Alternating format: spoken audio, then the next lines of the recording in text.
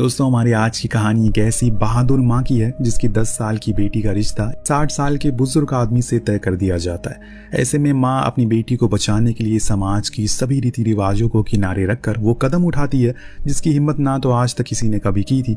अब ये देखना बेहद दिलचस्प होगा कि आखिर वो महिला अपने इरादों में कामयाब होती है या फिर उसका भी वही हाल होता है जो बाकियों का हुआ। तो कहानी की शुरुआत पाकिस्तान के दूर दराज पहाड़ी इलाके में मौजूद मरगल्ला हिल से होती है, जहां आज भी कुछ ट्राइब रहा करती है और उन्हीं में से एक परिवार था दौलत खान का, जो कि उस कबीले का सरदार भी होता है।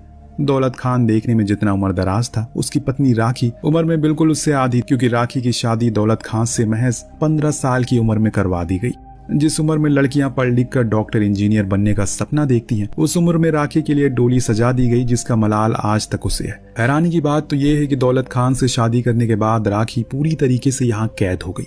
उसका पूरा परिवार लाहौर का रहने वाला है, जिनसे मिलना तो छोड़िए, शादी के बाद उसने उनसे कभी बात तक नहीं की। फिर यूं कहें कि दौलत खान था जिसने कभी उसे घर से बाहर निकलने ही नहीं दिया। वल इन दोनों की एक 10 साल की छोटी बेटी भी होती है जिसका नाम है जैनब। बिल्कुल मिलनसार, हंसमुख जैनब अपनी माँ से बहुत प्यार करती है। वो पढ़ लिख कर जिंदगी में कुछ करना चाहती है और यही उसकी माँ हमेशा उसे सिखाती भी है। अब माँ राखी कभी नहीं चाहती जो कुछ भी उसके साथ हुआ वो सब कुछ उसकी बेटी पर बीते। एक रोज जैनब जब अपनी दोस्त रज्जो के साथ घर के बाहर खेल खेल में एक छोटा सा घर बना रही होती है, तभी उससे कहती है कि देखना, एक दिन मैं अपना खुद का घर बनाऊंगी। अब रज्जो उसे बोली कि इसके लिए तो तुम्हें शादी करनी पड़ेगी, क्योंकि शादी के बिना लड़कियां अपना घर कहाँ मिलता है। राखी उसकी बातें सुनकर थोड़ा हैरान हो जाती है और कहती है कि क्या घर बनाने के लिए शादी करना जरूरी है? तो रज्जो बोली, और क्या, तभी तो तुम्हारे पिता तुम्हें बाहर नहीं जाने देते और शादी से जुड़ी कई बातें बताती है, लेकिन इस चीज का वादा भी लेती है कि ये बात तुम किसी को नहीं बताओगी। वहीं दूसरी तरफ आज घर पर दौलत खान से मिलने के लिए शहबाज आता है, जो कि उसी के कबीले का सदस्य है जिसका मुखिया दौलत खान है। दरअसल दौलत अपने कबीले के लोगों से थोड़ा दूर यहाँ पहाड़ों पर आकर रहता है, क्योंकि उसके दूसरे कबीले के सरदार टोरगुल से काफी समय से झगड़ा चल रहा है, जिसकी वजह से उन लोगों के कई लोग मारे भी जा चुके हैं और ये मामला हल होने का नाम नहीं ले रहा है। मगर वो किसी भी तरीके से इस लड़ाई को जड़ से खत्म करना चाहता है और शहबाज इसमें उसकी ढाल बनता है। शहबाज उसे बताता है कि टोरगुल बहुत ही पावरफुल है, गांव के चप्पे चप्पे पर उसने लोग बसे हुए हैं, हर तरफ भारी सिक्योरिटी में, ऐसे में उसे बात करना बहुत मुश्किल है। लेकिन फिर भी टोरगुल ने उसे शहबाज के हाथों से पैगाम भिजवाया, अगर वो चाहे तो उनकी एक मुलाकात हो सकती है, परंतु ये एक शर्त थी। वो शर्त ये थी कि दौलत खान को उससे मिलने के लिए अकेले जाना पड़ेगा, जिस पर कहीं न कहीं वो राजी हो जाता है और उसी रात टोरगुल से मिलने का फैसला करता है। कुछ दूर तक तो वो शहबाज साथ ही होता है, लेकिन तभी उसके सामने आकर एक गाड़ी रुकती है और हाथों में बंदूक लिए कुछ लोग दौलत खान की आंखों में पट्टी बांधकर उसे अपने साथ आगे चलने के लिए कहते हैं। अब सुबह होती है तो हम उसके सामने टोरगुल को देखते हैं। दोनों एक दूसरे से गले मिलते हैं और फिर आपसी विवाद को खत्म करने का डिसाइड करते हैं, जिससे कि टोरगुल चाहता था कि दौलत अपनी बेटी जैनब की शादी उससे कर दे, तभी ये दुश्मनी रिश्तेदारी में बदलेगी। अब टोरगुल की ये बातें सुनकर दौलत थोड़ा सा हिचकिचाता है। आखिर उसकी बेटी अभी केवल 10 साल की बच्ची है, तो वो उसे कैसे शादी कर दे? तो इस पर टोरगुल दौलत खान पर दबाव डालते हुए कहता है कि अगर उसे ये सौदा मंजूर है तो फिर आज के बाद उसे किसी भी आदमी का कोई भी हमला नहीं होगा और आने वाले फ्राइडे को उनका निकाह हो जाएगा। दौलत खान सोच में पड़ जाता है। उसने कभी भी नहीं सोचा था कि ऐसा दिन देखने को मिलेगा, लेकिन टोरगुल की हनक के आगे वो बेहद कमजोर था, इसीलिए बेमन से ही उसने सभी मंजूरी दे दी। वहीं घर पर हम शहबाज को देखते हैं, जिसकी गंदी नजर दौलत खान की पत्नी राखी पर थी। वो राखी के पास आकर कहता है कि अगर उसकी शादी दौलत खान से नहीं होती तो आज वो उसकी पत्नी होती। राखी शहबाज को अपनी जुबान पर लगाम लगाने के लिए कहती है, लेकिन शहबाज था कि उसे किसी भी हालत में बस पाना चाहता है, यहाँ तक कि वो जल्द से जल्द दौलत खान के मरने का इंतजार कर रहा था कि विधवा राखी से दोबारा शादी कर सके। हालांकि राखी को शहबाज की हरकतें बिल्कुल भी पसंद नहीं थी, उल्टा उसे तो उसके अपने घर पर आना जाना भी नागवार था, मगर पति के कारण वो भी बस थी। माँ और शहबाज की बातें जैनब खड़ी किनारे पर सुन रही थी। ये सब सुनते हुए उसे काफी बुरा लगता है, क्योंकि जिस अंकल शहबाज को वो इतना अच्छा समझती थी, आज उनकी ये करतूत उसे देखकर घिन आने लगी है।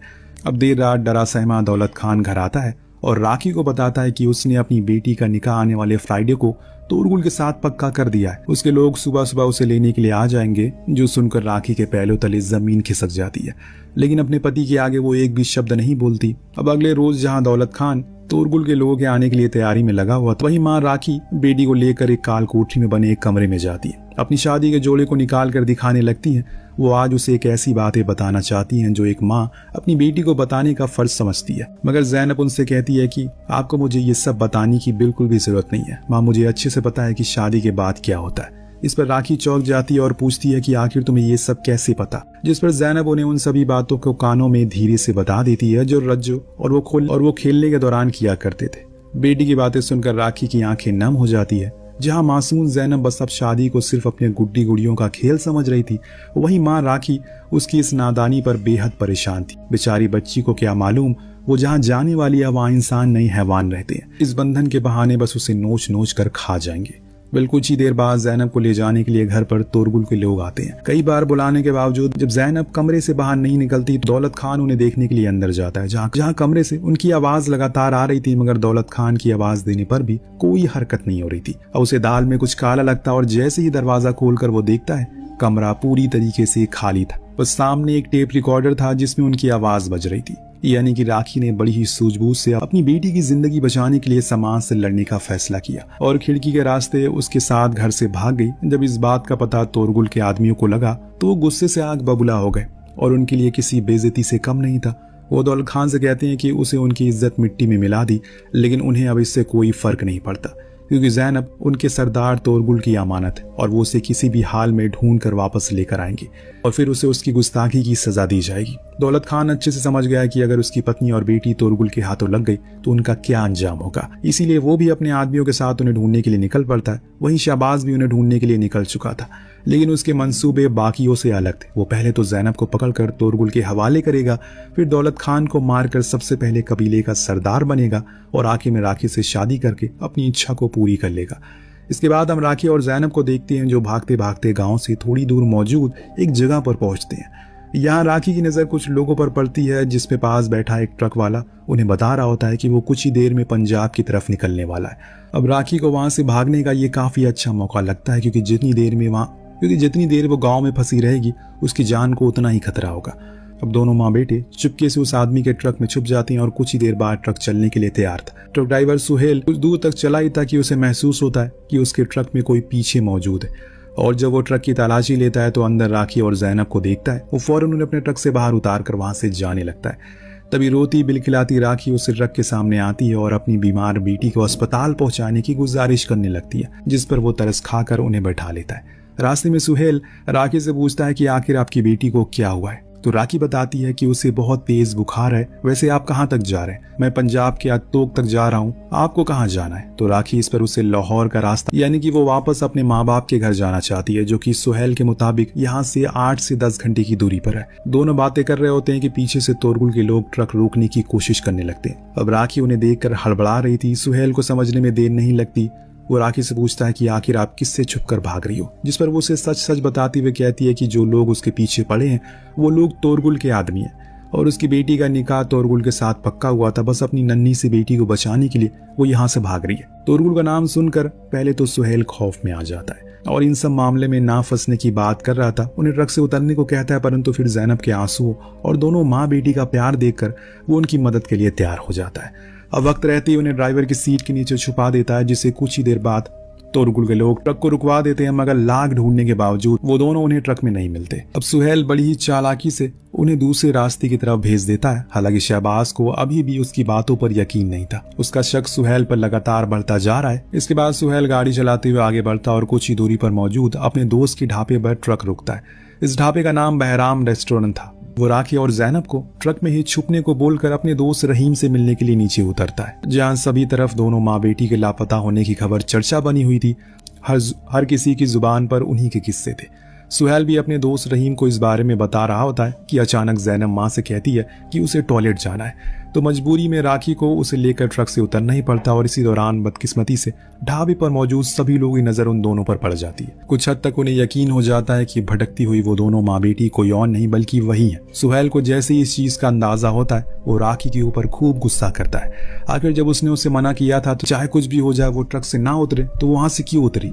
अब तो उनकी मौजूदगी की खबर तोरगुल तक पहुंच गई होगी और उसका ये डर सच भी साबित होता है। जब हम ढाबे पर बैठे एक आदमी को तोरगुल से बात करते हुए सुनते हैं, वो उसे सब कुछ बता रहा था। जहाँ एक तरफ सुहेल की ट्रक की रफ्तार अब तेज हो चुकी है तो वहीं दूसरी तरफ गोरजंग अपने आदमियों के साथ ढाबे पर पहुंचता है और रहीम से सुहेल के बारे में पूछने लगता है। रहीम उसे झूठ कहता है कि उसके दोस्त सुहेल तो यहाँ से 5-6 महीने तक नहीं आए। दोनों एक दूसरे से लंबे अरसे तक नहीं मिले, फिर बस क्या था। गोरजंग को रहीम का यह झूठ रास नहीं आता और वो फौरन उसे वहीं पर गोली मार देता है। वहीं शहबाज को लगने लगा था कि जरूर राखी को उसे ट्रक ड्राइवर के साथ कुछ चक्कर चल रहा है। वो दोनों यहाँ से एक प्लानिंग के साथ भागे और यही बात वो सरदार दौलत खान को भी बताता है, जिस पर दौलत खान उससे कहता है कि चाहे कुछ भी हो जाए, मुझे अब अपनी पत्नी से कोई भी लेना देना नहीं है, बस तुम मेरी बेटी को वापस लेकर आ जाओ। दूसरी तरफ गोरजंग अपने कुछ साथियों की मदद से तोरगुल को मारने का आदेश दे दिया था, यानी कि अब वो कबीले का सरदार हो चुका है। इसीलिए दोनों माँ बेटी को ढूंढने के बजाय वो अपने लोगों के पास वापस जाना ज्यादा बेहतर समझता है और शहबाज को अकेले जाने को कहता है। कोई भी रास्ता ना बचने पर शहबाज अकेले उन्हें ढूंढने के लिए निकल पड़ता है, क्योंकि राखी तो उसकी आखिरी जिद थी जिसे वो किसी भी हालत में पाना चाहता है। वहीं रास्ते में कई घंटे की चलने की वजह से अचानक सुहेल का ट्रक बंद पड़ जाता है। वो जैसे ही नीचे उतरता है, अपने पीछे तेज रफ्तार में आते हुए शहबाज की गाड़ी को देखता है तो ट्रक से बंदूक निकालकर सीधे उस पर निशाना साध देता है, जिस पर शहबाज की गाड़ी का वहीं एक्सीडेंट हो जाता है और सुहेल उन लोगों को लेकर पैदल ही वहां से निकल पड़ता है। अब रात में हम तीनों को एक साथ देखते हैं, जहां जैनब थकान की वजह से सो चुकी थी। राखी सामने बैठे सुहेल को काफी गौर से देख रही थी। उसने मन में एक सवाल अभी तक परेशान कर रहा है कि एक ट्रक ड्राइवर के पास बंदूक कैसे आई। तो वो उसे पूछती है कि आखिर तुम कौन हो। सुहेल उसे बताता है कि वो अनाथ है, वो अभी मुजाहिदीन बनना चाहता था। उसने उसकी ट्रेनिंग भी ली थी और वो उसमें 5 साल भी रहा, लेकिन तभी उसकी जिंदगी में एक लड़की ने दस्तक दी जिससे वो बेहद प्यार करने लगा और उसने सभी बुरे रास्तों को छोड़ दिया। लेकिन बदकिस्मती से कुछ दिन बाद एक लंबी बीमारी के चलते उसकी मौत हो जाती है। लेकिन आज भी वो सुहेल के जहन में थी, इसीलिए तब से लेकर आज तक बस उसी की याद में वो ट्रक चलाकर अपनी जिंदगी काट रहा है। सुहेल के दर्द भरी कहानी को सुनकर राखी को काफी बुरा लगता है, जिसके बाद राखी भी उसे अपने अब तक की सारी कहानी बताती है कि कैसे उसके पिता ने उसका असली नाम अल्लाह राखी रखा था और 15 साल की उम्र में ही उसकी शादी अपने 3 गुना बुजुर्ग आदमी से करा दी और उसके बाद ना ही अपने उसने पिता का चेहरा देखा और ना ही माँ का। वो चाहकर भी अपनी माँ के पास वापस नहीं जा पाई। बेचारी राखी की कहानी को सुनकर सुहेल को उस पर थोड़ी हमदर्दी होने लगती है। ऐसा लग रहा था कि मानो वो दोनों उसके अपने हो। वहीं राखी को अपने सुहेल पर विश्वास हो गया था। उसे महसूस होता है कि सुहेल एक नेक इंसान दिल है। सुबह होते ही वो उन्हें अपने दोस्त जिशान के घर पहुंचता है ताकि उन्हें कोई भी ढूंढ ना पाए और जितने दिन चाहे वो यहाँ पर छुप कर रह सकती है। अब धीरे धीरे जैनब और सुहेल की अच्छी दोस्ती हो जाती है। वो दिन भर साथ में खेलती है और खूब मस्ती करती है, परंतु कहीं न कहीं राखी को ये सब खटक रहा था। वो अच्छे से जानती थी कि कुछ ही दिनों में उसे वहां से जाना पड़ेगा। ऐसे में सुहेल से हद से ज्यादा लगाव रखना सही नहीं होगा। राखी कुछ ही दिनों बाद अपनी माँ को फोन लगाती है। इतने सालों बाद अपनी बेटी की आवाज को सुनकर माँ की आंखों में आंसू आ जाते हैं। वो बेटी को बताती है कि कुछ लोग उसे ढूंढते ढूंढते उनके पास आए थे, इसीलिए उसका यहाँ पर आना बिल्कुल ठीक नहीं है। मगर न जाने क्यों राखी अपनी माँ से मिलने के लिए बेकरार थी। ऐसे में वो उसे घर से कहीं दूर बाहर मिलने के लिए बुलाती है। राखी ये बात सुहेल से भी बताती है, लेकिन सुहेल को उसका ये फैसला बिल्कुल भी सही नहीं लगता और तो और कहीं ना कहीं अब उसे खोने का डर सताने लगा है। इसीलिए लाहौर जाने की लाख बार मना करने के बावजूद परंतु राखी अब उसका एहसान नहीं लेना चाहती। जैनब को भी घर की याद आ रही है, जिस पर सुहेल उसे समझाने की कोशिश करता है कि वो उसकी जान को खतरा हो सकता है और आखिर यहाँ उसे क्या दिक्कत है। वो उसका ख्याल तो रख ही रहा है, पर राखी को अब इस तरह और छुप कर नहीं रहना। ऊपर से सुहेल भी उनकी वजह से काफी परेशानियों का सामना कर रहा है, इसीलिए अपने हाथों से एक कंगन निकाल कर उसे एहसान के बदले देती है, जो देखकर सुहेल को काफी बुरा लगता है। उसने उन लोगों की मदद किसी लालच में आकर तो नहीं की, तो फिर आखिर उसकी कीमत एक कंगन से कैसे तोला जा सकता है। वो राखी को उसका कंगन वापस लौटा कर कल सुबह सुबह लाहौर ले जाने के लिए तैयार हो जाता है। सुबह ही वो जिशान की गाड़ी लाहौर के लिए निकल पड़ता है। उन्हें पहुंचते पहुंचते शाम हो जाती है और सामने मेला लगा हुआ था और बेइंतहा भीड़ भी थी। तभी जैनब वहां मौजूद ढेर सारे लाजवाब पकवानों को देखकर खाने की जिद करने लगती है। सुहेल उसकी हर पसंदीदा चीज को दिलाता है, यहाँ तक कि वो अपने हाथों से राखी को भी दोने वाला खिलाता है, जिसे राखी थोड़ा शर्मा जाती है। लेकिन उसे आज पहली बार किसी मर्द के साथ रहकर आजादी का एहसास हो रहा था। फिर वो एक जगह सुहेल से वहीं रुककर अपनी माँ से मिलने के लिए जाती है